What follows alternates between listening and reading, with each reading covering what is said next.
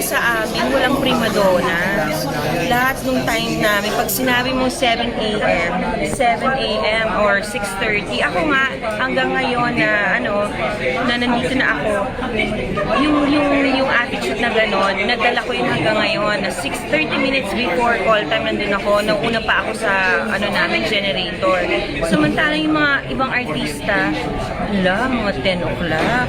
Parang sabi ko, tapos pagdating sa, sa taping, hindi nila alam yung linya nila. Kami, inaalam ko agad na pagdating ko sa sequence na alam ko yung linya ko.